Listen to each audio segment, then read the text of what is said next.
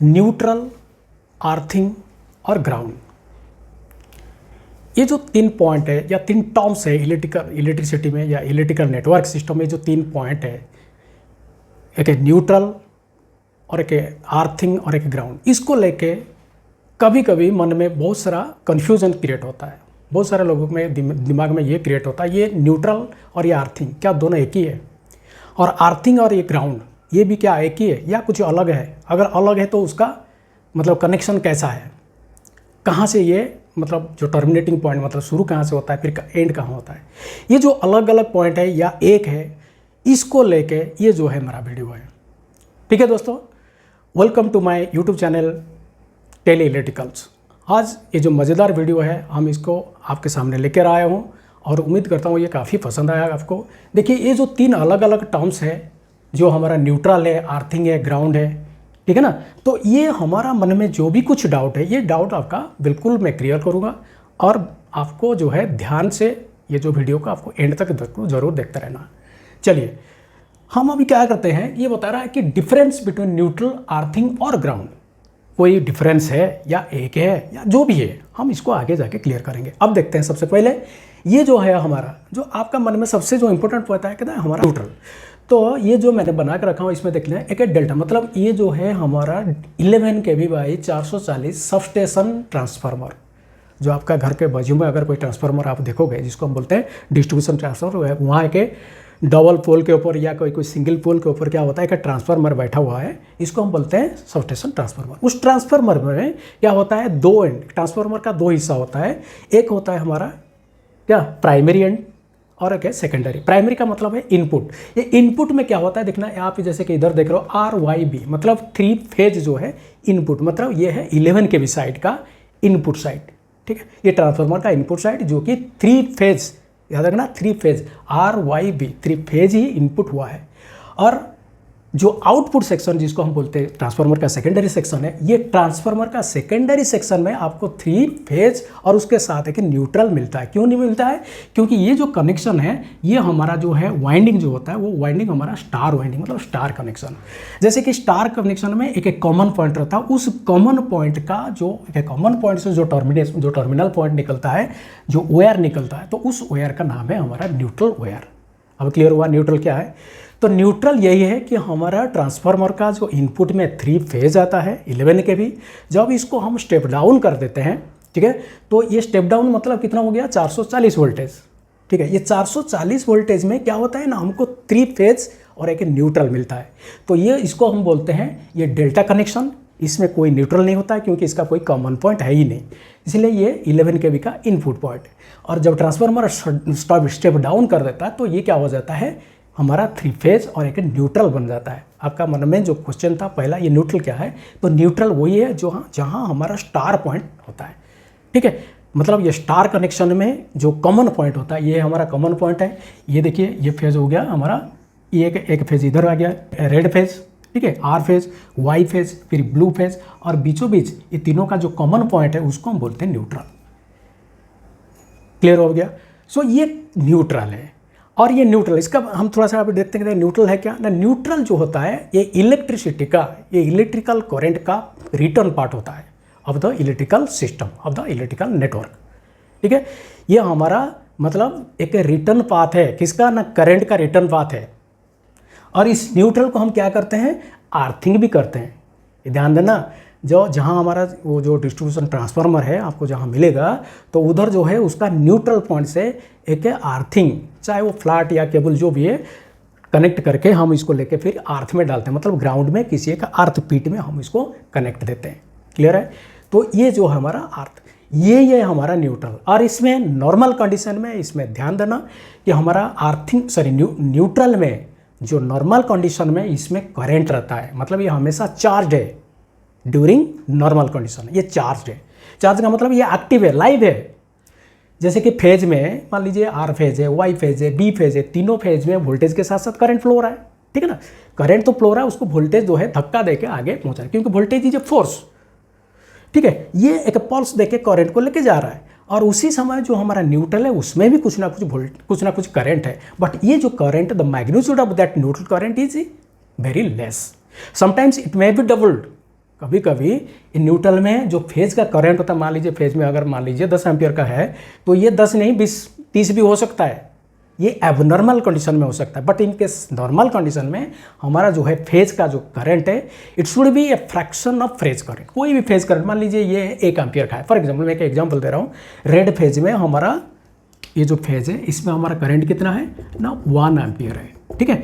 तो करंट अगर इसमें 1 एम्पियर है, हो सकता है उसी समय हमारा जो वाई फेज में ये आर फेज आई आर और आई वाई फेज में हो सकता है 1.5 एम्पियर है और बी फेज में हो सकता है आपका 1.2 एम्पियर है। मैं एक एग्जांपल दे रहा हूँ। अगर ऐसा कंडीशन है, यही कंडीशन में आपका जो न्यूट्रल है, मतलब अभी करंट जो न्यूट्रल में मिलेगा it should be a fraction of the phase current, ठीक है। ये जनरली आपको मिली एम्पियर में मिलेगा। कितने में? Milli ampere. मान लीजिए 2 मिली एम्पियर, तो मिली का मतलब हो जाता है कि 1 एम्पियर का 1000 हिस्सा, मतलब बटा कितना ना 1000, वो मिली हो जाता है। तो आप सोच लेना कितना मिनिमल करंट, कितना कम करंट है। बट उतना कम करंट भी हमारे लिए क्षतिकारक है, हमारा बॉडी के लिए बहुत डेंजरस है, क्योंकि एक आदमी के लिए 50-60 मिली एम्पियर जो है वो भी सफिशिएंट हो जाता है क्या करने के लिए, इलेक्ट्रोक्यूटेड होने के लिए, मतलब आदमी मर जाता है, मरने का चांसेस है। सो आप ये मत सोचो कि ये मिली एम्पियर है, काफ़ी कम एम्पियर है, काफ़ी कम करंट है तो हमारा कोई दिक्कत नहीं होगा, नहीं है। न्यूट्रल में भी करंट फ्लो होता है और ये नॉर्मल कंडीशन में हमेशा ये चार्ज रहता है। क्लियर हो गया न्यूट्रल क्या है? सो हमारा ट्रांसफार्मर का न्यूट्रल को भी हम ग्राउंड, देखने इधर में आर्थिंग में मतलब ग्राउंडिंग कर देते हैं। चलते हैं। अब हमारा जो दूसरा पॉइंट है ये हो गया हमारा आर्थिंग। ये अर्थ और ग्राउंड ये एक्चुअली दोनों एक ही चीज़ है, क्योंकि अर्थ जो होता है, अर्थ का मतलब एक पॉइंट होता है, ठीक है।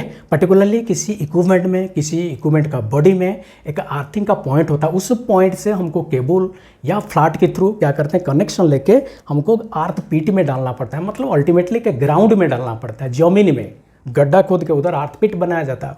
वो कनेक्शन जैसे कि इधर मैंने दिखाया हूँ, ये क्या है हमारा 3 फेज मोटर है, ठीक है। इस 3 फेज मोटर में ये तो हो गया इसका इनपुट सप्लाई, जैसे सप्लाई मिलेगी तो क्या हो जाएगा, हमारा मोटर चालू हो जाएगा। मोटर तो चालू हो गया, बट मोटर का सेफ्टी के लिए, ठीक है, ये जो है हमारा अर्थिंग है, इसको बोलते हैं अर्थ पॉइंट। ये देखना, तो अर्थ पॉइंट उसमें पर्टिकुलरली बाकायदा ऐसे मार्किंग रहता है। ऐसे आपने कोई इक्विपमेंट में अगर देखा होगा, कोई भी अप्लायंसेस देखा होगा, तो इसमें ऐसे ऐसे ऐसे मार्किंग रहता है। तो समझ जाना, उधर एक नट रहता है, ठीक है, उधर एक बोल्ट रहता है, उसको खोल के हम केबल के थ्रू, केबल लॉक्स लगा के, ठीक है, केबल में लक्स फंसा के क्रिम्पिंग करके फिर उसको लगा के फिर हम नट बोल्टिंग कर देते हैं, टाइट कर देते हैं, और दूसरा हिस्सा जो है फिर आर्क पिट में डाल देते हैं। तो क्यों ना, ये है कि हमारा सेफ्टी कंसर्न। तो क्या हो गया हमारा जो हमारा न्यूट्रल है, ये क्या होता है हमारा ना रिटर्न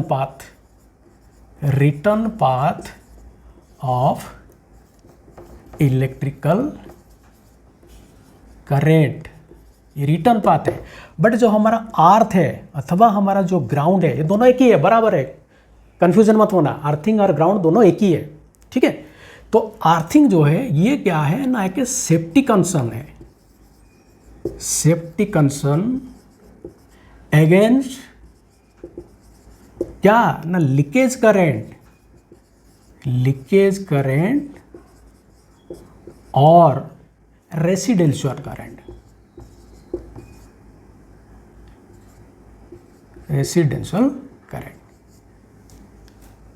ठीक है। रेसिडुअल करंट जिसको बोलते हैं रेसिडुअल करंट,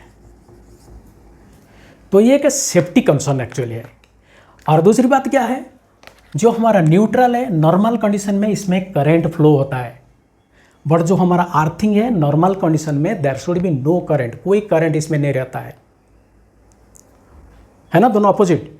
अर्थिंग में नॉर्मल कंडीशन में देयर इज करंट, जैसे मैंने इधर बताया था, ठीक है। नॉर्मल कंडीशन मतलब चालू कंडीशन में, जब हमारा तीनों फेज में सप्लाई है तो उस समय में हमारे न्यूट्रल में भी कुछ ना कुछ करंट है, क्लियर है, और कुछ ना कुछ वोल्टेज भी है। करंट है मतलब वोल्टेज है, वोल्टेज उसको फ्लो करा, तो कुछ ना कुछ वोल्टेज है, कुछ ना कुछ करंट भी है। मतलब इन नॉर्मल कंडीशन, चालू कंडीशन में हमारा न्यूट्रल में आपको कुछ ना कुछ करंट मिलेगा।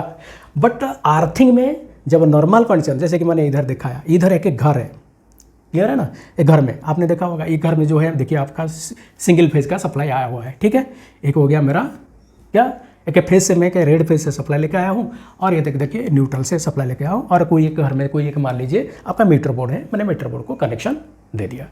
तो इस मीटर बोर्ड को मैंने जैसे कनेक्शन दे दिया उसी समय हमारा क्या होना चाहिए, ये मीटर बोर्ड जो है फिर अर्थ के साथ कनेक्टेड होना चाहिए और बाकायदा उस मीटर बोर्ड में मतलब जो पैनल में एक पैनल में क्या होता है आपका 3 बस बार रहता है, ठीक है। एक हो गया मेरा फेज के लिए एक बस बार है, दूसरा के लिए हो गया मेरा न्यूट्रल के लिए एक बस बार हो गया, एक हो गया मेरा फेज के लिए बस बार, एक हो गया मेरा न्यूट्रल के लिए बस बार और एक मेरा क्या होगा ना ग्राउंड के लिए भी एक बस बार होना चाहिए, व अर्थिंग के लिए एक बस बार होना चाहिए। हमको अगर सिंगल फेज सप्लाई लेना है तो यहाँ से हमको जो भी है स्लॉट्स बना के हम क्या करेंगे इक्विपमेंट में सप्लाई दे देंगे न्यूट्रल के साथ और उस इक्विपमेंट में जो हमारा अर्थिंग पॉइंट होता है, ये जो अर्थिंग पॉइंट्स वगैरह होते हैं उसको एक वायर के माध्यम से लेके हम क्या करेंगे ना ये हमारा अर्थिंग बस बार में कनेक्शन देंगे, ठीक है। और इस अर्थिंग बस बार को लेके फिर हम अर्थ पिट में डाल देंगे, हो गया। तो ये हो गया हमारा अर्थिंग। तो ध्यान देना नॉर्मल कंडीशन में हमारा अर्थिंग जो लो रेजिस्टेंस पाथ जिसको बोलते हैं, मतलब जो भी रेसिडुअल करंट है तो ये लो रेसिडुअल मतलब जो फ्रिक्शनल करंट या रेसिडुअल करंट आप कुछ भी बोलो या लीकेज करंट जो भी है वो बिल्कुल नॉर्मल कंडीशन में जीरो है।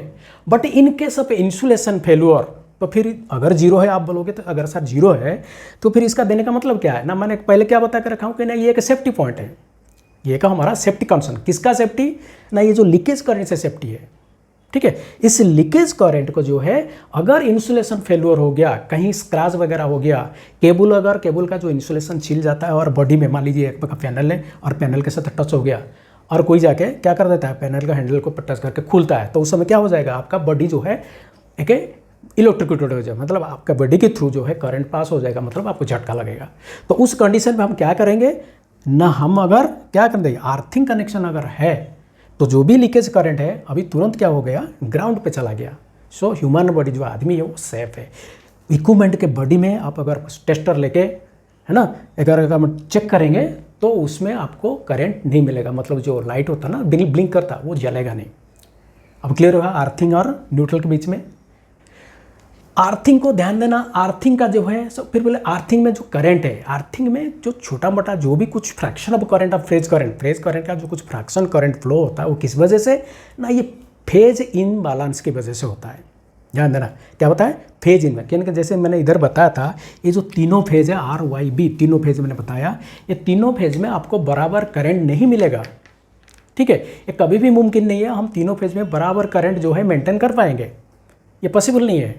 तो उस वजह से क्या होता है ना थोड़ा बहुत जो मान लीजिए अगर आर फेज में IR की मैं अगर बात करता हूँ IR है मान लीजिए 5 एम्पियर, IY है मान लीजिए 4.5 एम्पियर, IB है मान लीजिए 5 एम्पियर।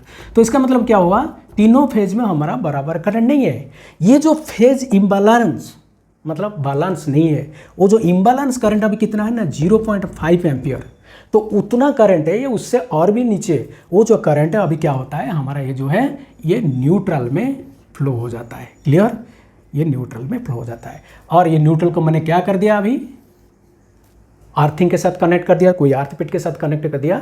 जो इम्बैलेंस करंट है अभी ये न्यूट्रल के थ्रू होके ग्राउंड में चला जाता है। इसी वजह से हम क्या करते हैं जब ट्रांसफार्मर का जो न्यूट्रल होता है उसको भी ग्राउंड में हम कनेक्ट कर देते हैं ताकि वो रिटर्न हो जाता है। ये न्यूट्रल करंट अभी किसमें पोटेंशियल जीरो पोटेंशियल होके हमारा अर्थिंग मतलब ट्रांसफार्मर में चला जाता है। तो ये है हमारा कंसेप्ट, इसलिए हम इसको बोलते हैं क्या है ना return path of the electric current.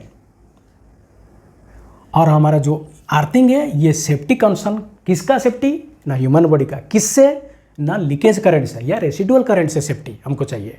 कब ना जब सिस्टम फेल्योर हो जाएगा। इनके सब फेल्योर होने का मतलब है जब हमारा इंसुलेशन फेल्योर हो जाएगा, ठीक है। केबल में देखा होगा कि केबल का अंदर जो होता है उसको कंडक्टर बोलते हैं, ऊपर में जो प्लास्टिक का जो PVC का रहता है उसको हम इंसुलेशन बोलते हैं। इंसुलेशन अगर कट हो जाता है मेल्ट हो जाता है ज़्यादा हीट की वजह से तो उस समय क्या हो जाता है हमारा बॉडी में टच हो जाएगा या इक्विपमेंट में टच हो जाएगा, या आपका घर में कोई सामान यूज़ कर रहे हो जैसे कि कोई मोटर वगैरह में उसको बॉडी में टच हो जाएगा। और बॉडी में तो इसी वजह से क्या होता है पेंटेड है, अगर पेंट थोड़ा सा स्क्रैच हो गया तो फिर क्या हो जाएगा उधर करंट फ्लो होना शुरू हो जाएगा। आप गलती से अगर आपका हाथ लग गया तो आप इलेक्ट्रोक्यूटेड हो जाएगा, आपकी बॉडी के थ्रू करंट पास होना शुरू हो जाएगा, हो सकता है आपका डैमेज हो जाएगा। इस वजह से हमको ये सेफ्टी कंसर्न की वजह से हमको अर्थिंग बना के रखना एकदम जरूरी है। अब क्लियर हो गया अर्थ और न्यूट्रल के बीच में क्या डिफरेंस है, क्लियर। तो आप देख लेना, ये जैसे मेरे यहाँ सिंगल फेज सप्लाई है, ये सिंगल फेज सप्लाई में अभी क्या कर दिया, मेरा घर को सप्लाई दे दिया। तो इसमें मेरे को एक फेज चाहिए और एक न्यूट्रल चाहिए, दोनों आ गया। और उसके साथ साथ जो न्यूट्रल है, जो अर्थिंग है, घर में बना के रखना जरूरी है।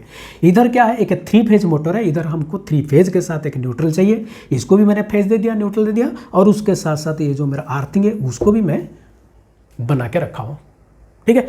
तो इस वजह से क्या है, हमारा न्यूट्रल में जो इम्बैलेंस करंट है वो भी अर्थिंग को चला जाएगा, मतलब ग्राउंड को चला जाएगा। तो सेफ है ड्यूरिंग नॉर्मल कंडीशन। और ड्यूरिंग नॉर्मल कंडीशन जो अर्थिंग में जो हमारा कोई करंट फ्लो नहीं होता है, कोई इशू नहीं है। बट अगर एबनॉर्मल कंडीशन, मतलब कुछ अगर लीकेज, मतलब इंसुलेशन लीकेज हो गया, रेसिडुअल करंट आ गया, तो उस कंडीशन में हमारा जो है through a low resistance path हमारा इक्विपमेंट जो लीकेज करंट अभी किस में चला जाएगा, ग्राउंड में चला। सो इसका कहने का मतलब हम दोनों कंडीशन में सेफ है, चालू कंडीशन में मतलब नॉर्मल कंडीशन में, और एक एबनॉर्मल कंडीशन में मतलब कुछ अगर फॉल्टी हुआ तो उस कंडीशन में भी हमारा इक्विपमेंट, हमारा अप्लायंसेस घर में जो यूज़ कर रहे हो, मीटर वगैरह जो भी है, गीजर, एसी, फैन, जो भी कुछ आप यूज़ कर रहे हो, उससे भी कोई खतरा नहीं है। और जो आदमी, मतलब हम लोग या टेक्नीशियन जो भी हम काम करते हैं, इस्तेमाल करते हैं, एंड यूजर जो होता है, उसका भी कोई दिक्कत नहीं होना चाहिए, वो भी सेफ है, क्लियर है। तो ये हो गया हमारा मतलब अर्थ, न्यूट्रल और ग्राउंड। तो कहने का मतलब जो है हमारा ये न्यूट्रल है ना, ये न्यूट्रल एक अलग चीज़ है, अर्थ और ग्राउंड ये दोनों एक ही है, ये इसको ध्यान देना। और इन दोनों में क्या डिफरेंस है मैंने बता दिया। अब ये जो 11 के भी आ रहा है, 11 के भी आके स्टेप डाउन होके फिर क्या हो जाता है, 440 वोल्टेज बनता है। फिर यहाँ से फिर हमारा डिस्ट्रीब्यूशन शुरू हो जाता है। और जब डिस्ट्रीब्यूशन शुरू होगा तो न्यूट्रल तो चाहिए ही चाहिए। इस वजह से हमको ये स्टार कनेक्शन करके हमको 3 फेज और 4 एयर सिस्टम में हमको जाना पड़ता है। तो इसको लेके मेरा एक वीडियो जो है ट्रांसमिशन, जनरेशन और जो डिस्ट्रीब्यूशन, आपको आई बटन में जाके चेक करना, ये मिल जाएगा वो वीडियो, अब लिंक उधर मिल जाएगा, आप उसको भी देख लेना, वो आपका फंडा भी क्लियर हो जाएगा। थैंक यू दोस्तों, ये था मेरा आज का वीडियो। आप जो है मेरा वीडियो को, मेरा चैनल को सपोर्ट प्लीज़ करिए और जाके प्लीज़ मेरा वीडियो को लाइक कर दीजिए। और आप अगर नए हो तो प्लीज़ जाके मेरा वीडियो को, मेरा चैनल को जो है सब्सक्राइब कर दीजिए। थैंक यू दोस्तों, जय हिंद।